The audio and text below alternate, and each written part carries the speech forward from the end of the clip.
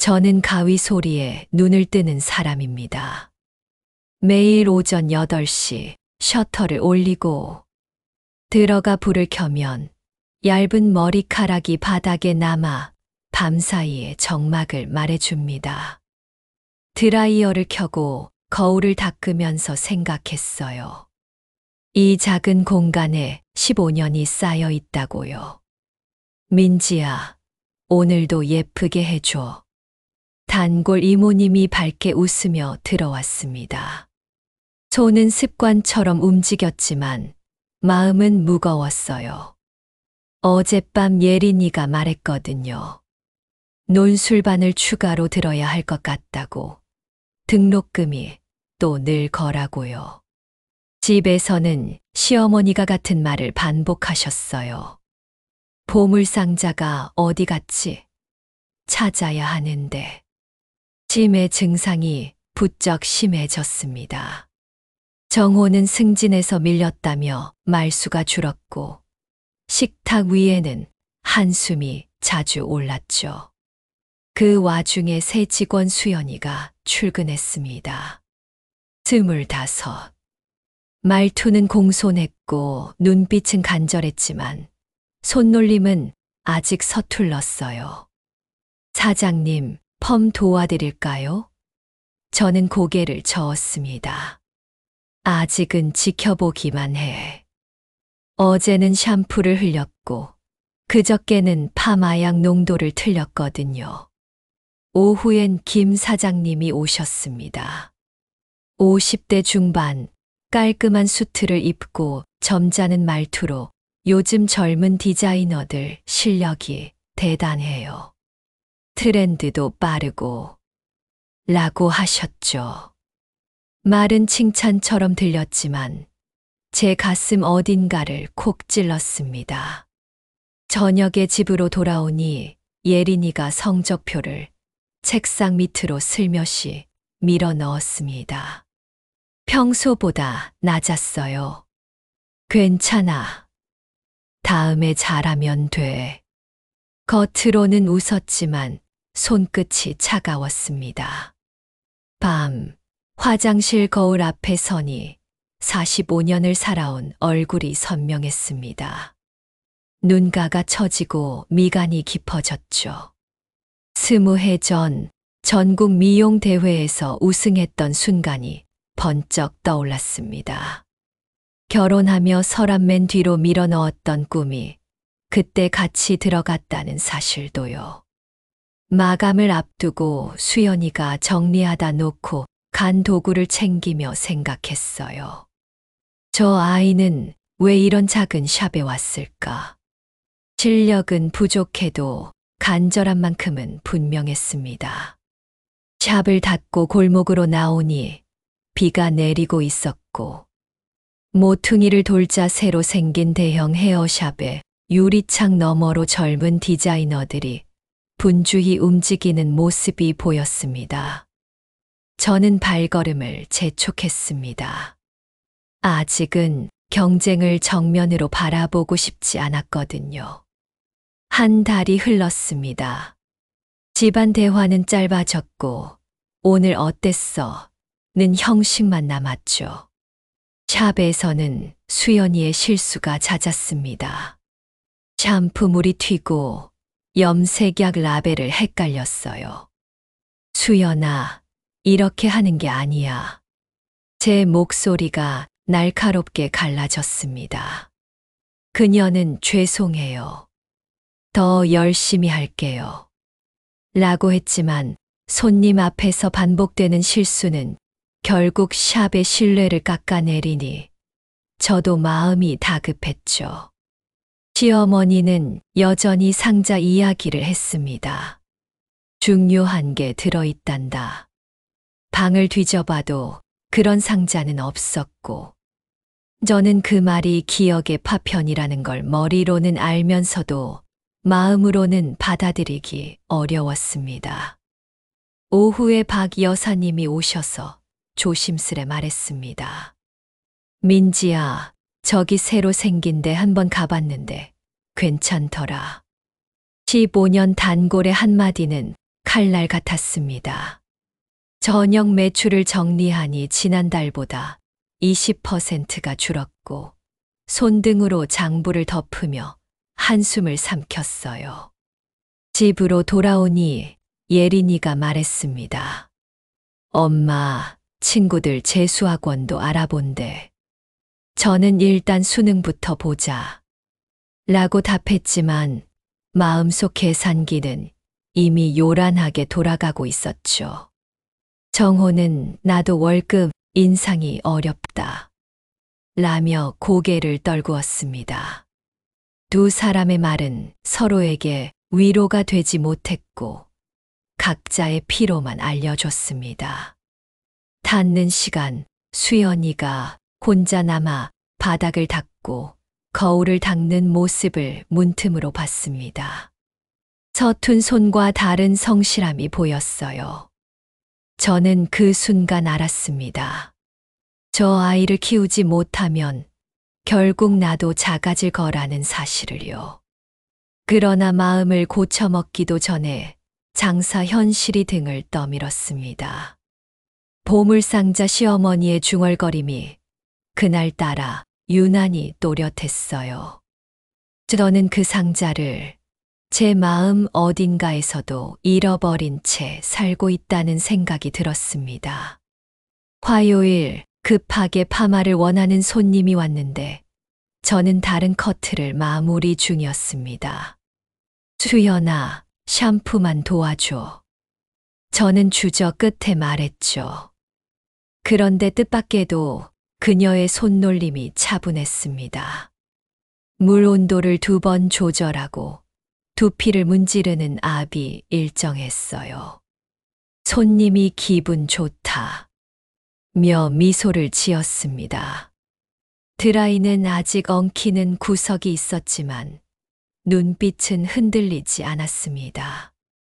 영업을 마치고 수연이를 앉혀 물었습니다. 다른 데서 일해본 적 있어? 그녀가 잠시 망설이더니 고개를 끄덕였어요. 서울에서 6개월 정도요. 그런데 왜 여기서 서툰 척했니?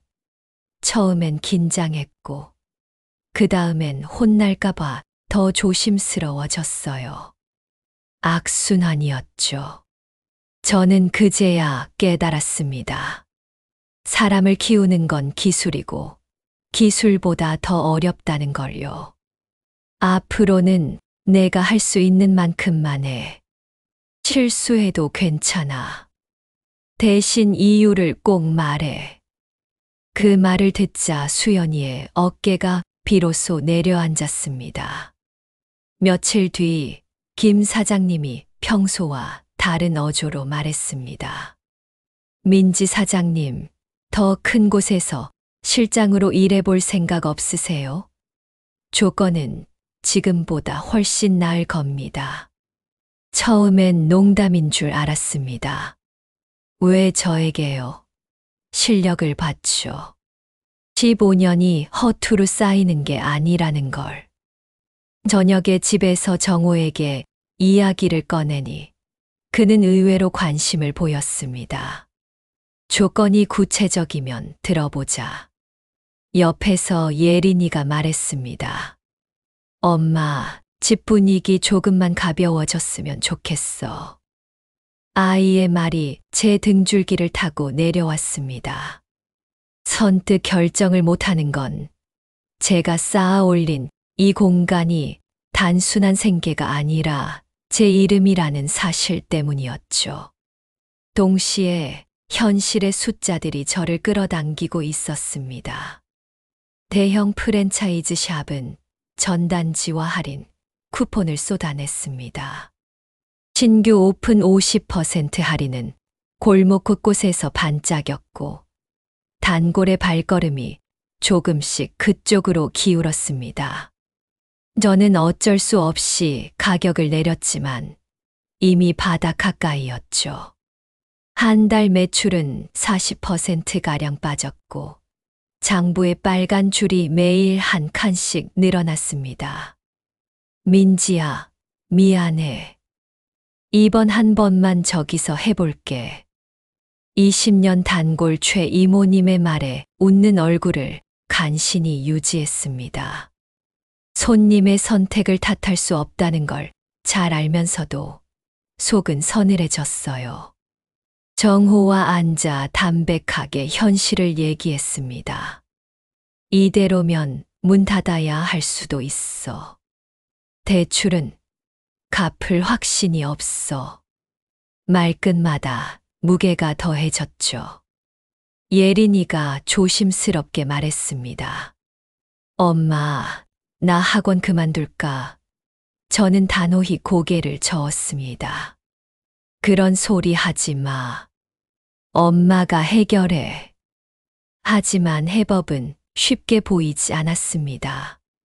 바로 그때 김 사장님이 다시 찾아와 구체적인 조건을 내밀었습니다.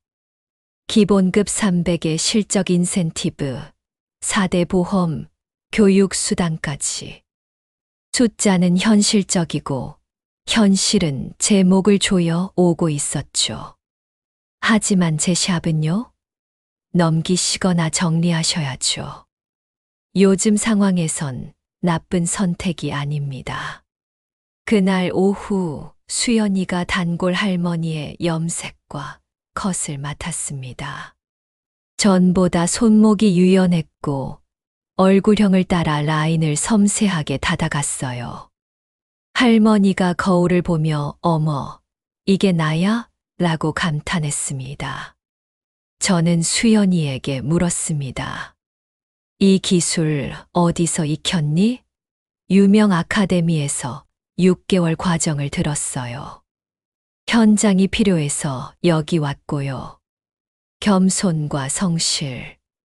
이 골목에 필요한 두 단어가 그녀에게 있었습니다. 그날 밤 저는 다락방을 뒤졌습니다. 시어머니의 보물상자가 혹시 제 상자일지도 모른다는 생각이 들어서요. 먼지 낀 화장품 상자를 열자 20회 전 전국 미용기능 경기대회 대상 트로피가 금빛으로 빛났습니다. 제 호흡이 잠시 멈췄어요. 정호가 올라와 트로피를 들춰보며 말했습니다. 당신 이런 사람이었어. 저는 가볍게 웃었습니다. 한때는요. 잊힌 것은 사라진 게 아니라 덮여 있었던 거였습니다. 다음 날 김 사장님이 오자 저는 먼저 물었습니다. 왜 하필 저죠? 그는 잠시 웃더니 말했습니다. 20회 전 대회 기억나시죠? 저도 그때 나갔어요. 당신이 1등, 나는 3등. 그날 이후로 이름을 기억하고 있었죠. 순간 오랜 시간의 점들이 한 줄로 이어졌습니다. 단골이 아니라 같은 길을 걷는 선배였던 겁니다. 그 실력으로 골목에 있는 게 신기했어요. 하지만 이제는 알겠어요. 삶이 우리를 어디에든 데려다 놓죠. 그래도 다시 시작할 수 있어요. 저녁에 가족에게 제 과거를 모두 말했습니다. 예린이가 제일 크게 눈을 떴습니다. 엄마 대박. 정호는 조용히 웃었습니다. 왜 이제야 말했어? 그땐 필요 없을 것 같았어. 나는 가정주부이자 작은 샵 사장으로 사는 게 나쁘지 않았고. 그런데 지금은 달랐습니다. 숫자와 현실이 제 발등을 뜨겁게 했고 마음속 상자가 스스로 열리고 있었어요. 시어머니께 트로피를 보여드리니 환하게 웃으셨습니다. 그래, 이걸 찾고 있었지. 기억 속 상자를 더듬던 손이 제 손을 감쌌습니다. 저는 그 순간 알았습니다. 상자 이야기는 망상이 아니라 내 삶의 좌표를 가리키는 등불이었다는 걸요. 수현이에게도 말했습니다. 나도 옛날에는 꽤 했어. 그녀는 담담히 고개를 끄덕였습니다. 손을 보면 알아요. 기본이 단단하세요. 전 그걸 배우고 싶어요. 과거의 영광은 현재의 책임으로 모양을 바꿨습니다. 이제는 제가 누군가의 발판이 되어야 할 차례였죠. 동시에 제 삶도 다시 디뎌야 했습니다. 새벽 현관에서 쾅 소리가 나며 잠이 깼습니다. 시어머니가 신발을 신다 넘어지신 겁니다. 큰 부상은 아니었지만 더는 혼자 두기 어렵다는 생각이 들었어요. 데이케어나 요양원 알아보자. 정호의 말에 고개를 끄덕였지만 가계부의 숫자가 눈앞을 가렸습니다. 임대료, 전기세, 제품 대금, 학원비, 약값. 빨간 줄은 매일 조금씩 굵어졌죠. 그날 아침 수연이가 조심스레 말했습니다.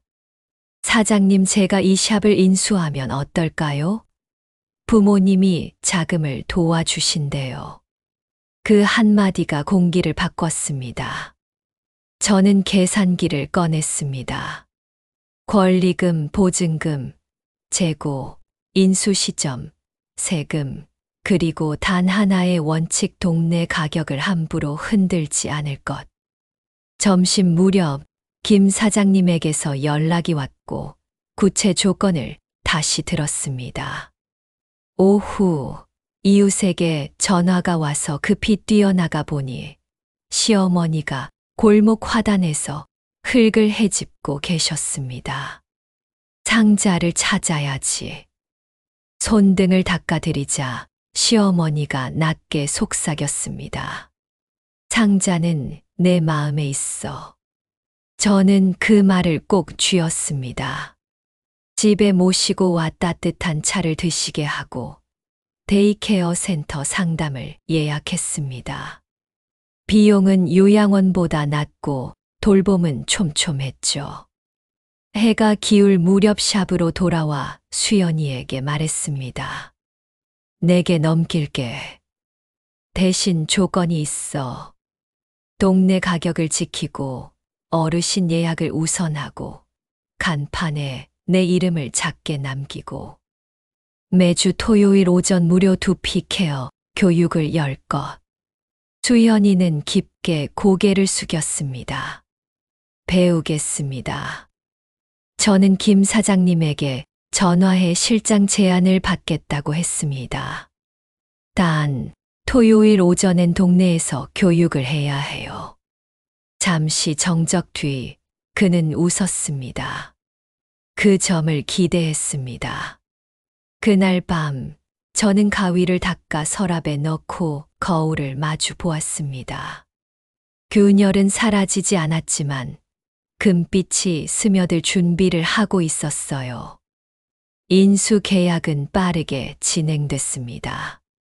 권리와 재고, 보증금 이관에 서명했고 손님들에게 문자를 돌렸어요. 가게는 계속 운영합니다. 저는 땡땡살롱 실장으로 일합니다. 매주 토요일 오전 10시 무료 두피 케어 클래스 진행합니다. 답장은 따뜻했고 골목의 온도가 약간 올라가는 게 느껴졌습니다. 내형 살롱 첫 출근 날, 균일한 조명과 정돈된 동선, 전산화된 예약 시스템이 눈앞에 펼쳐졌습니다. 저는 툴카트를 제 호흡에 맞게 정리했습니다. 첫 손님은 까다로운 단발 교정 컷. 두상과 모발결을 보고 분할선을 깊게 잡고 45도 다운 베이스로 코너를 2mm만 닫아 라인을 세웠죠. 드라이는 흐름을 타고 마무리로 세럼을 한 방울.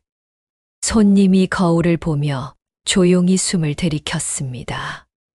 이 길이가 제일 어려운데 라인이 사네요. 팀원들이 눈으로 인사를 건넸습니다. 주쇼가 아니라 기술이라는 제 말이 제 자신을 향한 다짐처럼 들렸습니다. 오후엔 팀 교육을 맡았습니다. 두상 이해, 파팅의 이유, 텐션의 결과, 빗의 각도. 머리카락이 아니라 머리 모양을 자르는 법을 거울에 그려가며 설명했죠. 질문이 이어졌고 저는 손으로 답했습니다. 손이 말하면 설명은 짧아져도 이해는 깊어집니다.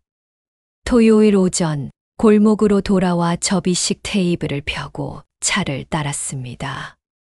어르신 5분이 앉았고 저는 4%와 6% 산화제의 차이를 비유로 풀어드렸어요. 두피는 흙이고 염색은 비예요. 흙이 단단해야 비가 와도 무너지지 않죠. 수연이가 제 설명을 물 흐르듯 이어받았습니다. 클래스가 끝나자 슈퍼 사장님이 물었습니다. 가격은 그대로죠. 저는 단호히 고개를 끄덕였습니다. 네. 우리 동네에선 흔들지 않습니다. 원칙이 골목의 질서가 되는 순간이었습니다. 데이케어 차량이 도착하면 시어머니는 제 손을 꼭 잡고 상자 찾으러 가야지. 라고 속삭이셨습니다. 저는 상자는 어머니 가슴에 있어요. 라고 답했습니다. 그 대화는 우리 가족의 주문이 되었죠. 한 달 뒤 가계부의 빨간 줄이 얇아졌습니다. 실장의 인센티브가 붙고 토요일 클래스에 협찬이 들어왔어요. 그 모든 변화가 버티는 기술의 결과라는 걸 저는 손끝으로 이해했습니다. 둘째 달부터 저는 까다로운 상담을 주로 맡았습니다. 머리카락은 늘 사연을 데리고 오니까요. 이직 면접을 앞둔 단발, 병문안을 가야 하는 짧은 커트, 장례식 전날의 흰머리 커버. 길이를 재기 전에 저는 마음의 길이를 먼저 쟀습니다. 어느 날 탈색을 3번 한 젊은 손님이 은발 사진을 보여주며 똑같이 해달라고 했습니다. 저는 조용히 고개를 저었습니다. 오늘 예쁜 머리보다 내일 버틸 머리가 더 중요해요. 2달만 쉬고 다시 오세요. 영업을 놓친다는 불안이 스쳤지만 돌아선 그 등이 가볍게 느껴졌습니다. 팀 평가 미팅에서 저는 말했습니다. 재방문율을 올리는 가장 빠른 길은 오늘 하지 말아야 할 시술을 말하는 용기예요. 김 사장님이 미소 지었고 팀원들이 고개를 끄덕였습니다. 골목의 토요일은 점점 분주해졌습니다. 이번 주제는 흰머리 톤 조절. 수연이는 어르신 손을 따뜻하게 잡고 오늘은 약한 비로 갈게요. 라고 말했죠. 저는 반걸음 물러서 그녀의 손을 보았습니다. 내 방식이 누군가의 손으로 옮겨 붙는 순간 작은 전율이 등줄기를 지나갔습니다. 한편 살롱에 작은 사고가 났을 때 저는 판단과 책임을 먼저 꺼냈습니다. 당일 제 시술을 맡고 일주일 관리 후 톤 보정을 약속했죠. 일주일 뒤 손님은 웃으며 돌아갔고 신입 디자이너는 고개를 숙였습니다. 저는 어깨를 두드렸습니다. 실수는 남지만 복구도 남아. 그 말은 제게도 필요했습니다. 집에서는 데이케어에서 돌아오신 시어머니가 색종이로 접은 작은 상자를 제 손에 쥐어 주셨습니다. 찾았어. 저는 웃었습니다. 상자는 이제 여러 개였습니다. 종이로, 기억으로, 말로, 그리고 사람으로. 정호는 여전히 말수가 적었지만 설거지를 나눠하고 일찍 귀가하려 애썼습니다. 팀이 바뀌어서 힘들지만 나도 버텨볼게. 그가 말했고 저는 끓는 국을 덜어주며 대답했죠. 우리 같이 버티자. 어느 밤 예린이가 보여준 논술 연습 문제의 제목은 상자였습니다. 엄마의 손과 거울, 골목의 공기와 토요일 수업.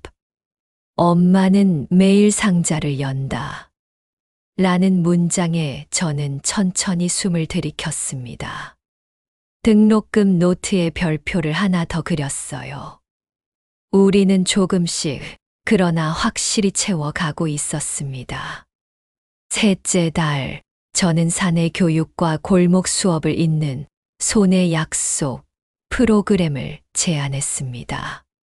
기본 커트 4주, 흰머리 커버 2주, 두피 보호 2주, 상담 2주, 마지막 2주는 골목 실습. 김 사장님은 즉시 승인했고, 참가자들은 토요일마다 골목에 앉아 어르신의 사연을 들으며 빛을 움직였습니다. 기술이 사람을 향해 갈 때만 기술이 완성된다는 걸 모두가 배웠습니다. 밤이 오면 저는 트로피를 책장 한 칸에 올려두고 거울을 마주섭니다. 균열은 여전히 거기에 있어요. 그러나 그 위를 금빛이 얇게 메워갑니다. 정호가 말합니다. 당신이 우리 상자야. 저는 고개를 끄덕입니다. 다음 날 아침 8시가 오면 저는 다시 셔터를 올릴 겁니다. 한 손으로는 큰 살롱의 팀을 이끌고 다른 손으로는 골목의 시간을 지키죠. 그리고 두 손 사이에 제가 있습니다. 꿈을 접지 않고 삶을 버티지 않는 사람. 드라이어 바람이 잔잔히 흐르고 저는 거울 속 제 눈을 바라봅니다. 이것은 끝이 아니라 다음입니다.